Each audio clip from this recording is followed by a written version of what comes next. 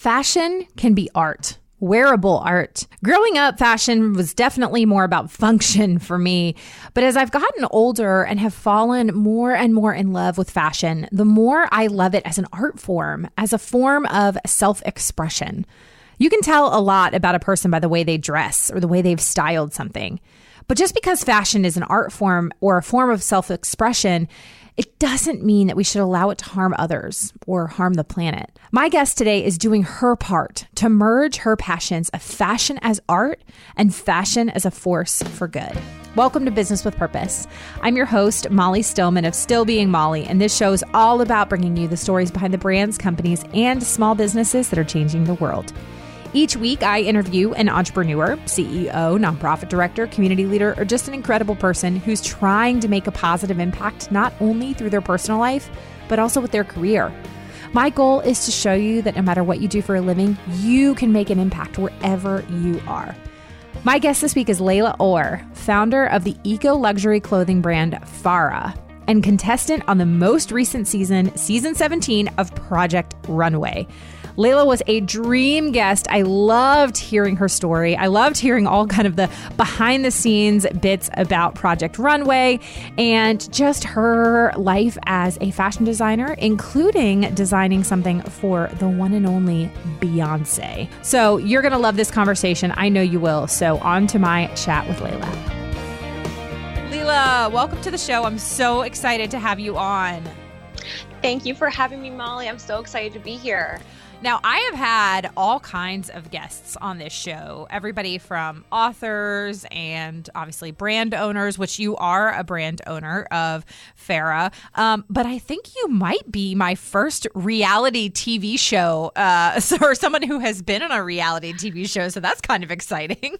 Oh, very exciting. Happy to be here. Yes, and share all my reality TV wisdom. Yes.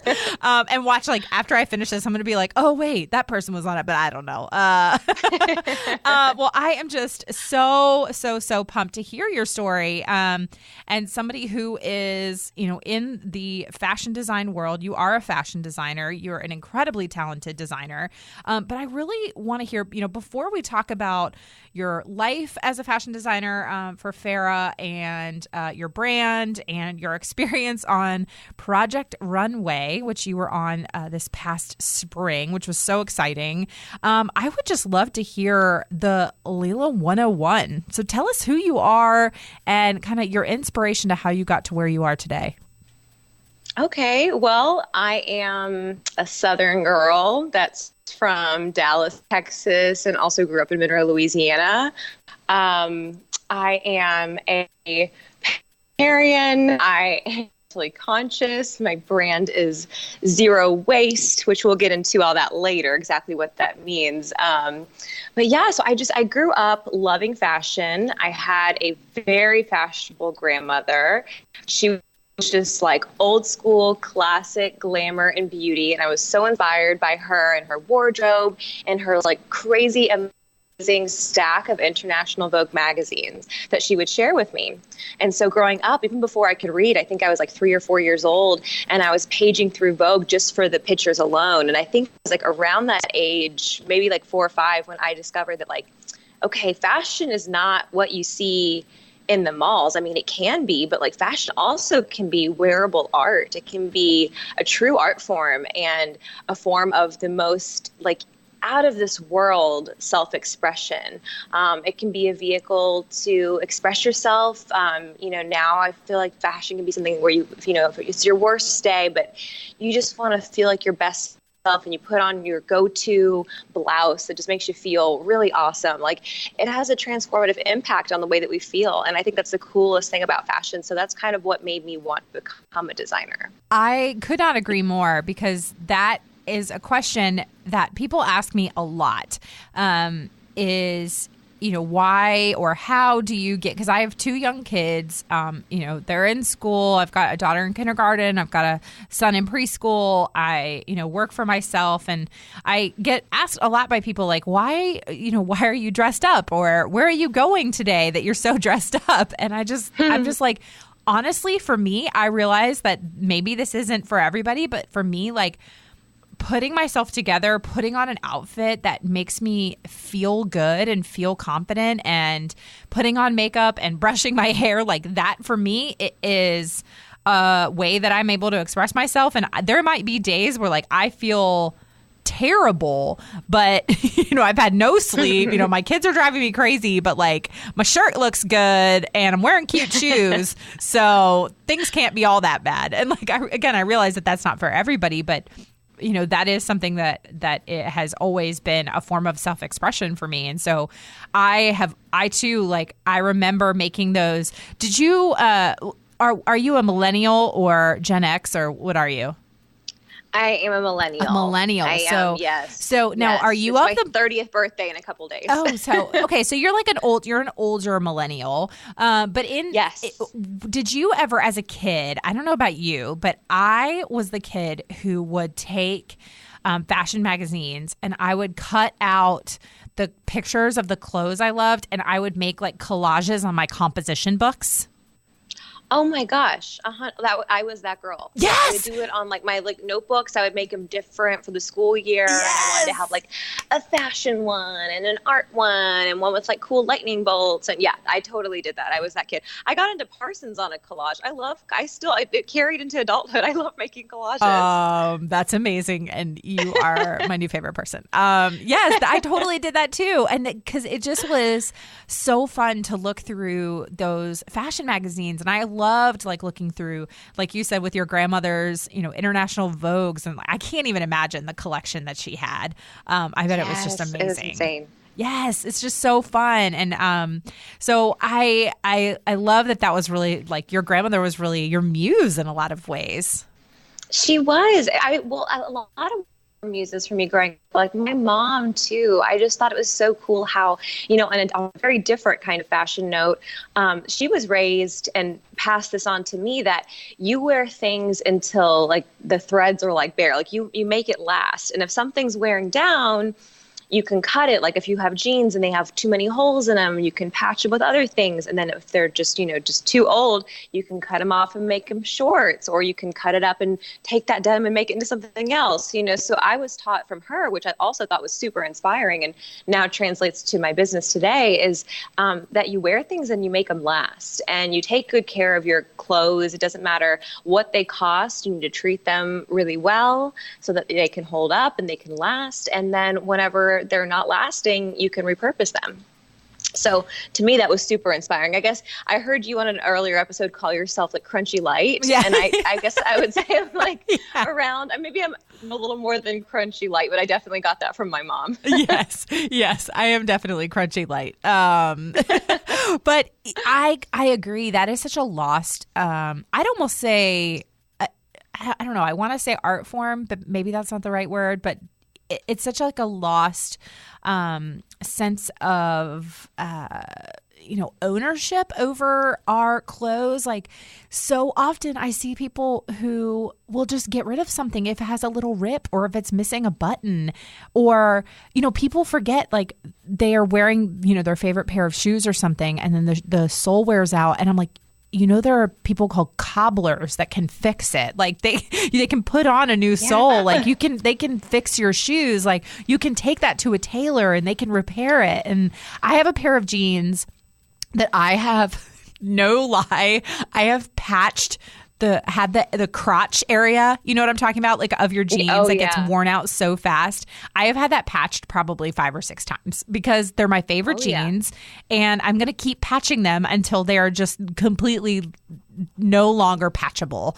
But it's just repair it. Learn if you don't know how to sew a button, watch a YouTube tutorial. That is what the beauty of 2019. You can learn how online. It's just there's just really no excuse anymore to just throw something out after one wear or when it gets a rip. It's just you really can repair anything. I know, it's so true. I mean, you can learn really anything from the internet. It's available. Yes. There's a wealth of information out there for you. I'm happy to share what I know, but yes, it's like, it's out there. So I think patching things, and then if it's just beyond repair, like you can always repurpose it into something else. I mean, I get it. Not everyone sews, but there's also a lot of people out there that will. Yeah. And one thing that we do at FERRAH is when we are making a collection, we have spare materials. And when we do pattern to be zero waste and as zero waste as possible, but whenever we have remnant fabric that doesn't go back into the collection, we actually donate that to a quilting guild. So, you can always just take those like bare thread, those little patches of denim that you're like, this is not something that I can work with anymore. You can always take that, donate it to a quilting guild. They would happily accept it. So there's so many options out there, and there's ways that we can extend the life of our garments and, give them a second life or give them an entirely new purpose. Absolutely. Now that leads me to a really important question, something that obviously is a main part of your platform, and that's really this mission of being a zero waste brand and a zero waste designer. And so can you, for people that maybe are not fully familiar with this term, I'm sure that there are people listening that know the zero waste movement, but if you are not familiar, could you kind of just share what that is, what that means, and how you as a brand really aim to be zero waste? Yeah. So, zero waste kind of started for me when I was still at Parsons. It was back in like 2013, and I learned about the Rana Plaza disaster in Bangladesh. It's this terrible tragedy that not many people know about stateside. A factory was not adhering to their codes of business. Like they did not update the building. They didn't treat their workers well. There was not proper ventilation in the building. And because of the neglect, the building collapsed and killed over 1,000 people. So it was a terrible tragedy and something that really struck a chord with me. And I was just thinking like, oh my gosh, as a fashion industry, we're such a creative, forward-thinking industry. Why are things like this happening? Like, why are we neglecting the people that make our clothes? And how can we be better? Surely all of these creative minds can come up with something like, we need to be better. So when I started my own brand, it actually was kind of an expansion on my thesis that I created when I was at Parsons. I was like, I want to be luxury. I love high-end design. It's what I'm really passionate about doing. I love creating beautiful gowns and things like that are like really elegant and beautiful, but I want to be sustainable as possible. So I didn't toss anything out when I made my collection. I repurposed everything that was a scrap. I put it back into the collection in some way, either making a new textile or just doing zero waste patterning. So zero waste fashion refers to items of clothing that generate little or no textile waste. And that can be in the sample process and the production process. And it's part of the broader, I guess, like the sustainable fashion movement. But a lot of people are saying they're green, they're sustainable. I think that what more brands need to do is define what that means to them.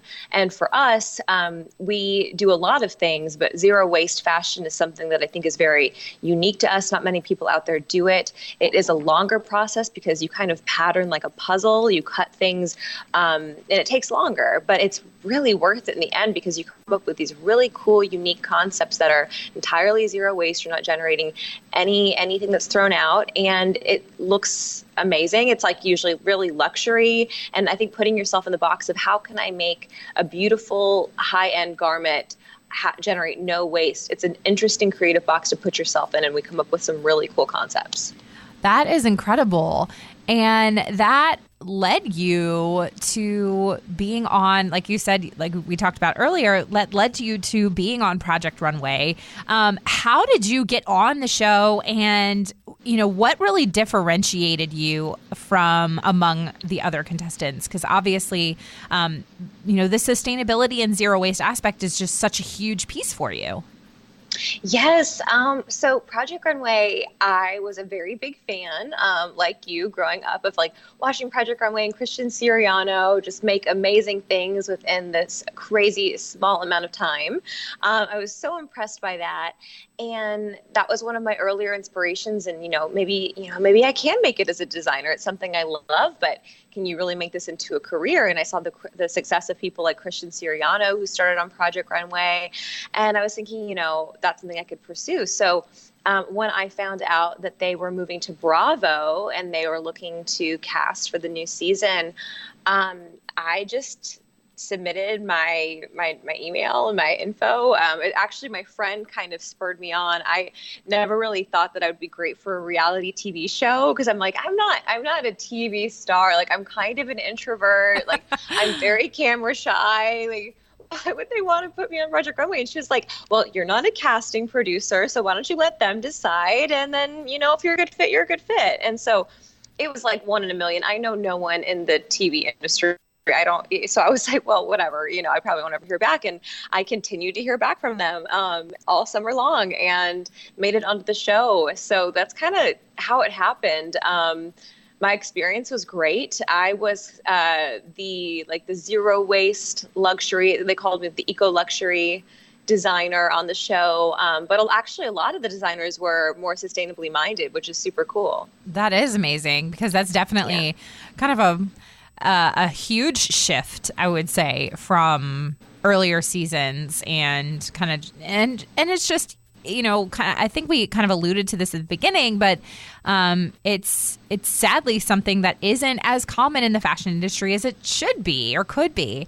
And so it really does differentiate you kind of from among the crowd. I mean, although we are obviously seeing huge strides in the fashion industry as a whole, but it's amazing when some of those kind of annual reports and report cards come out about, the world's biggest fashion brands. It's always baffling to me when I see that some of the world's largest brands are some of the worst when it comes to ethics and their impact on the negative impacts on the environment. And so I think it is really great that we're seeing so many brands that are saying, hey, if we're the fashion industry that's trying to be innovative, not only in our styles, but we need to be innovative when it comes to our impact on people and the planet. Absolutely. I mean, there's so many brands that are doing things that are so harmful to our planet. Like a lot of luxury brands to maintain their exclusivity, burn their stock. Yes. Which has caused, that's actually a recent thing that's been in the news headlines. It's caused an outrage. I think it was Burberry that did this recently. There was major backlash, obviously, from something like that.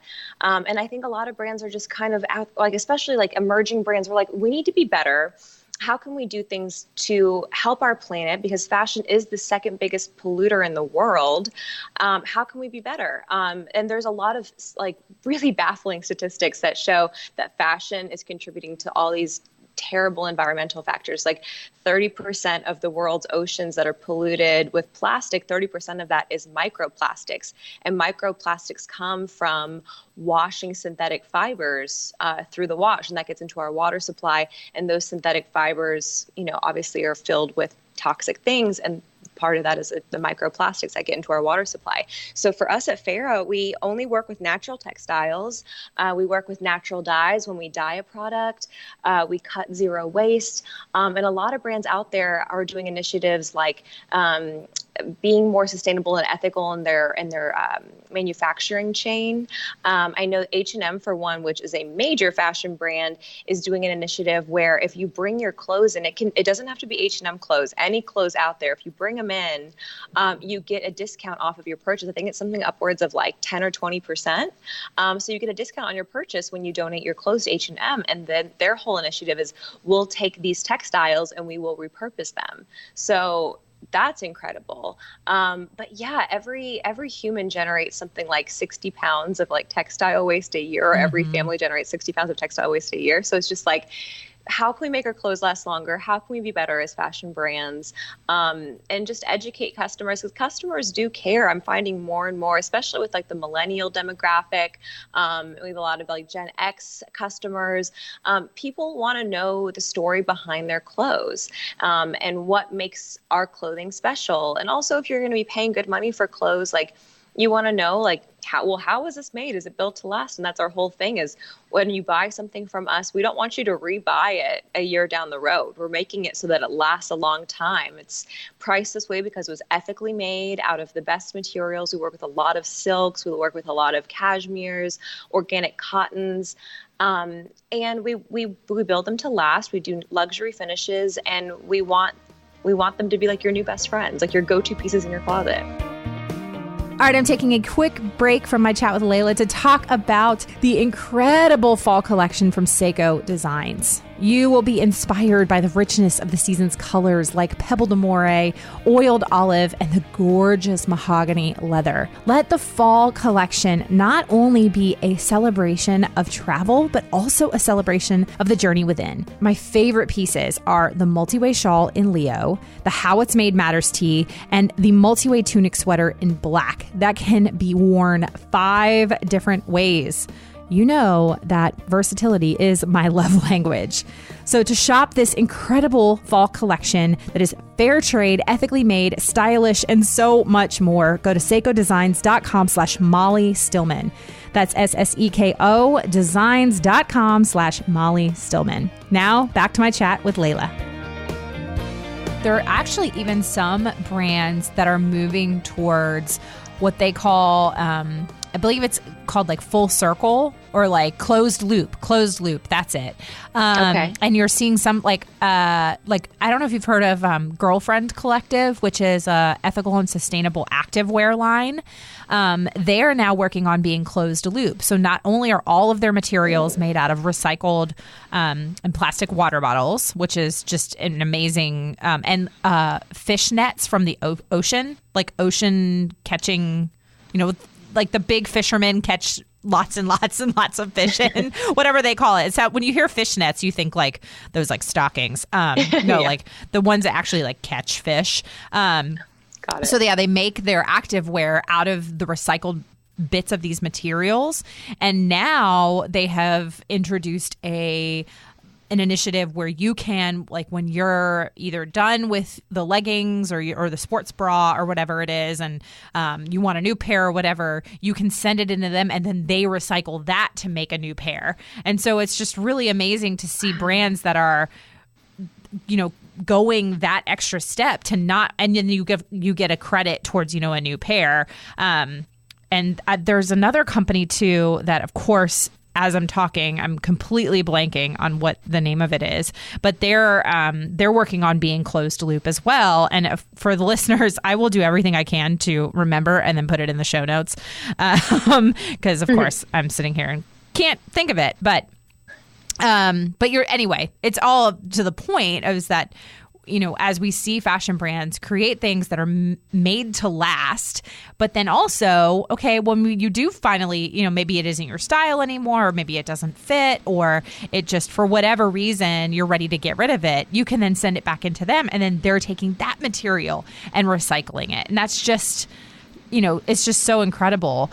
And so I love that with your designs, you're really thinking forward and you're thinking about, okay, how can this really be made to last? How can this be something that even down the line can be repurposed in some way?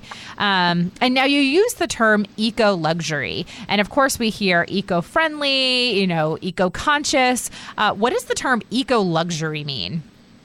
Yeah, it's something that I coined with my mentor like maybe 2 or 3 years ago when I was first starting my business.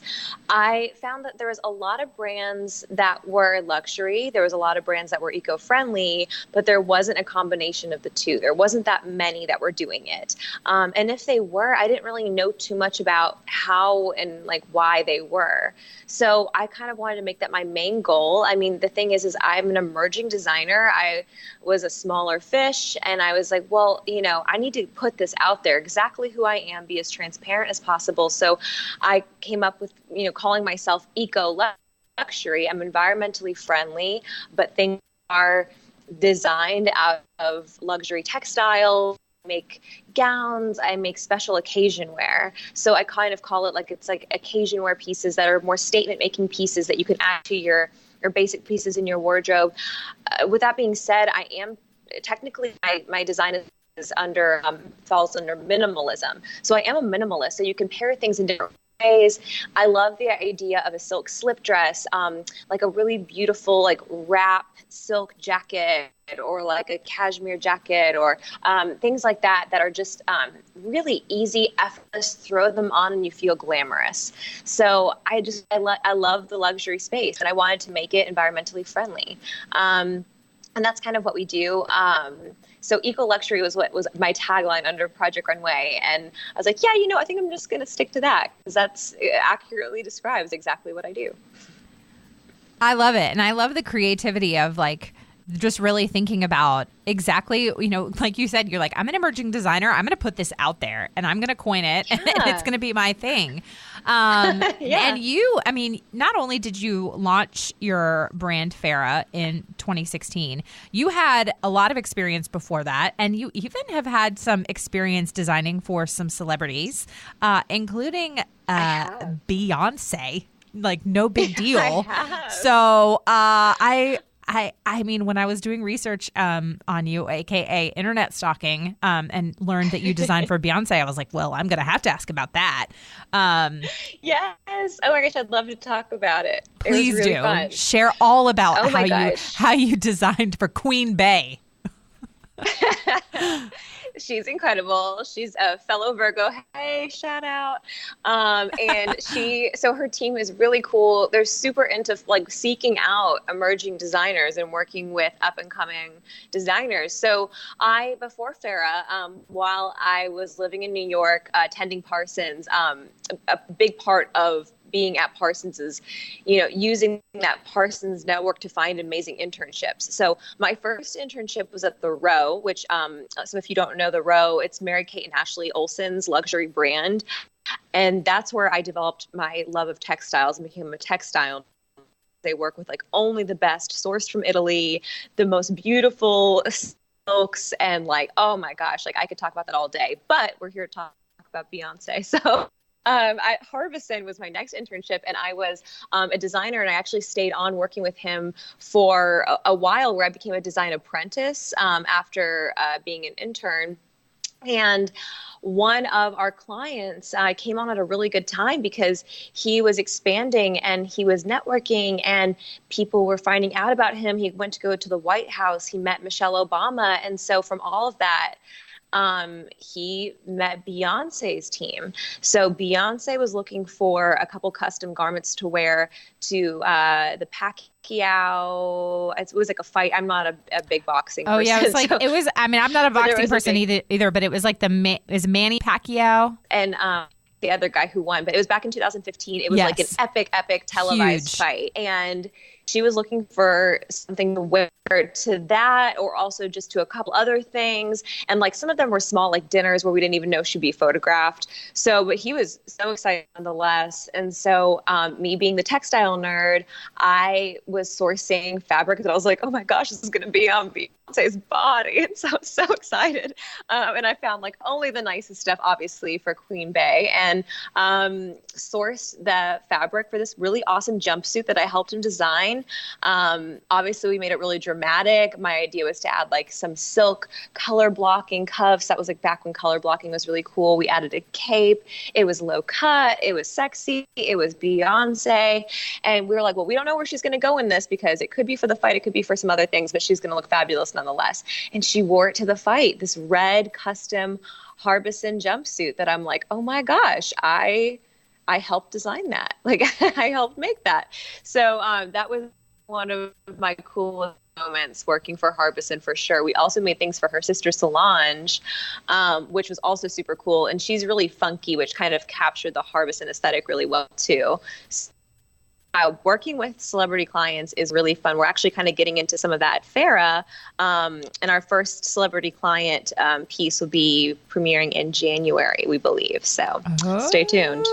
That's so exciting. And I can say I knew her when. I mean, it's just such an exciting thing to see somebody who's just like you, who's so passionate about what she does. And it's not just that you have talent and skill and that you have these beautiful, unique, high-end luxury designs, but you're also committed to that mission and you're committed to really embodying your values as well in everything you do. So I can't wait to see when you're, like just up there next to Jason Wu and Christian Siriano and all of the, the famous designers that everybody's talking about about Lela Orr and all her zero waste designs. I mean, I can't wait to see it. Love it. Yeah, me too. I'm excited for that too. Yeah. Soon. Yes, it will absolutely happen. We're just going to speak that out there. We're just going to say it. It's going to happen for you. Manifest it. Yes, manifest that.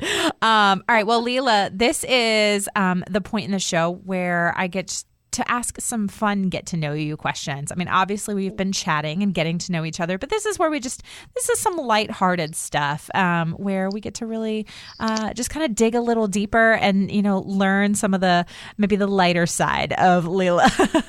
Yeah. So it's all work. It's all, yeah, exactly. So, Lela, are you ready for the get to know you round? Yes. All right. Perfect. Question number 1. Since we talked about our childhoods and making collages out of on our composition books, what was your favorite TV show to watch growing up?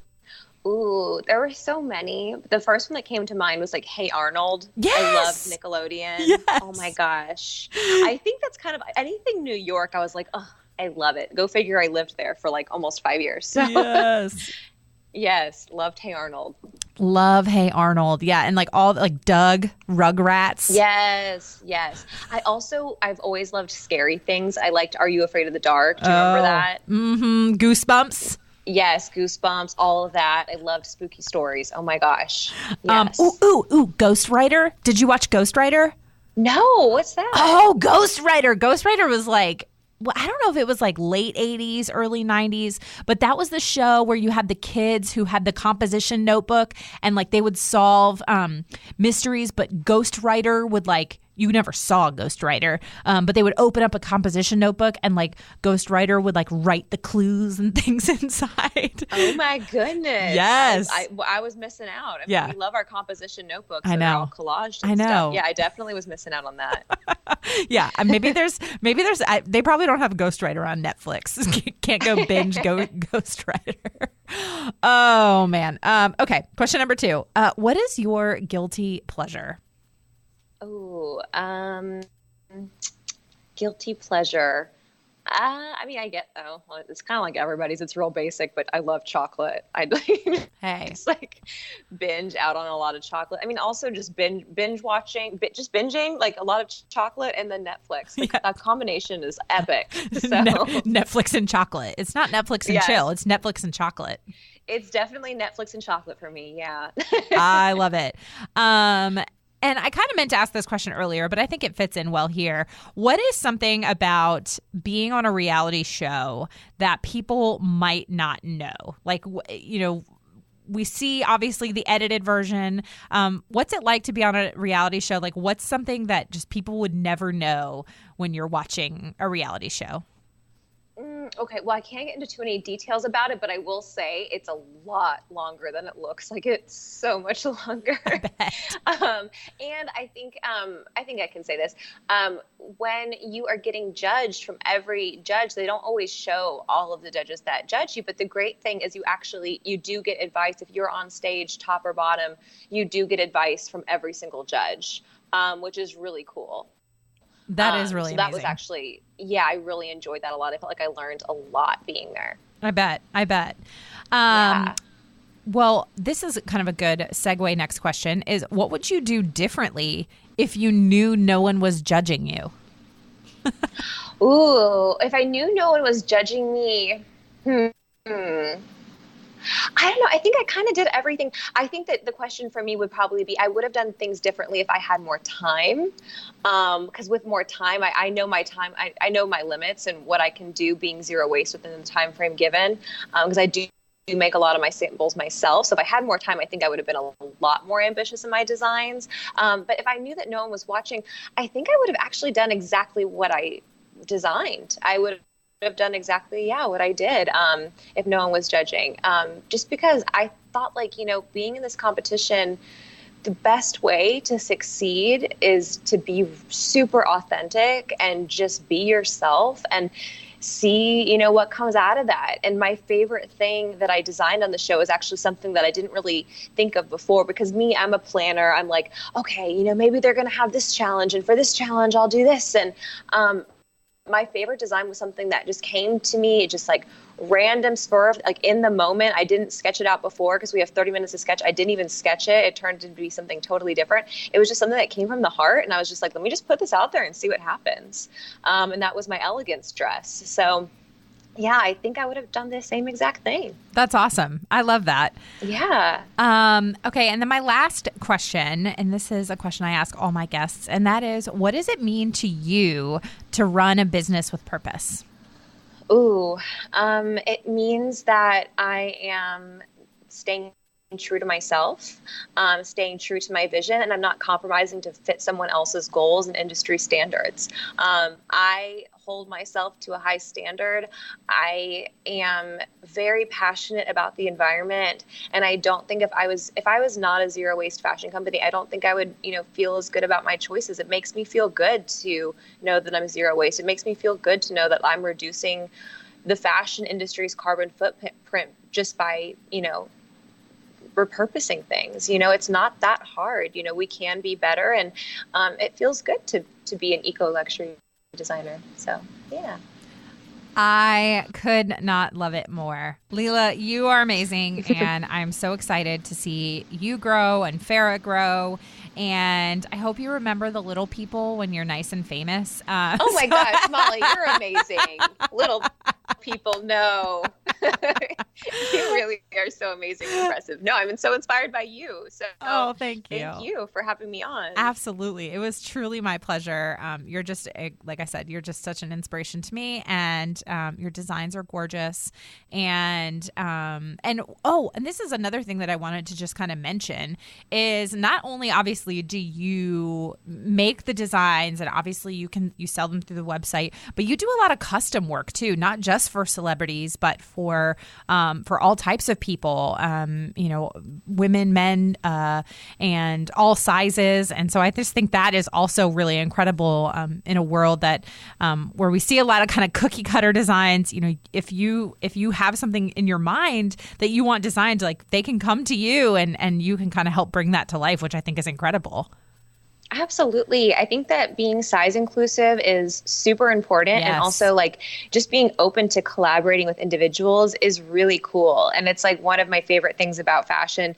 I work with a lot of custom brides actually, and a lot of people don't know that is, so aside from producing our collections, and we're just we're small batch production, but aside from that, we work with custom clients, especially brides. And yes, we are size inclusive. So on our website, we have like small, medium, large, like 2 to 12. But then after that, I mean, it's also like, even if you're a size 00, but you have, no one's a typical size 2. No one's, there's no perfect size. There's no, right. There really isn't. Everyone's measurements are so uniquely beautiful. So I love embracing that and making things custom. So anything that you see on our website, we also will do custom in-house for you. I mean, it takes a longer amount of time, but a lot of our customers don't mind that. It takes up to 4 to 6 weeks to make a custom piece, but we are happy to. So I think that is always my pleasure. And I think custom is where it's at, because when you have something custom made for you, like tailor made to fit, I mean, that's how clothes used to be. And I'm kind of old school. So I'm like, I love a good fitting. Oh my gosh. Because whenever something is tailor made, it's like, that doesn't even look store bought. It looks really special. So yes. I am happy to do that. Yes. I think that is absolutely incredible. And that's now a new dream of mine, is to have a custom Lela Orr piece. I'd love to make a custom piece for you. That'd be awesome. Yes. Well, Lela. Well, I might be coming to North Carolina soon. Maybe doing a pop up there. Hey, so. That would be amazing. Hey, if you're in North Carolina, you just call me. We'll go out for tacos. It'll be great. Sounds amazing. Thank you so much for coming on the show, Lela. Thank you so much for having me, Molly. I'm so excited to chat. I would love to know something you loved about this episode, so let us know on social media. You can find me at Still Being Molly or at Business with Purpose Podcast on Instagram or Facebook. And don't forget that hashtag Business with Purpose Podcast. Also, be sure to shop the Seiko Designs fall collection at seikodesigns.com/Molly Stillman. That's SSEKO designs.com/Molly Stillman. Thank you for listening to this week's episode. If you're a first-time listener of the show, hello. Be sure to visit the archives for past shows featuring so many incredible people who are changing the world with their businesses. And if you're a regular listener of the show, thank you for tuning in and week out, and thank you for your support. Be sure to head on over to iTunes, Spotify, Radio Public, Google Play, Overcast, Stitcher, wherever you listen to podcasts, and click that subscribe button to never miss a new episode of the pod. And while you're there, would you leave a review of the show, pretty please? Leaving a review really just helps me to know what you're liking and how the show is personally impacting you, and it helps other people to know what the show's about. As always, the show is edited by my amazing husband and executive producer, John Stillman, with support from Kelly Dalton, and the music is by Mark Killian of Third Wheel Media. Thank you so much for listening. Now go do something good with purpose on purpose.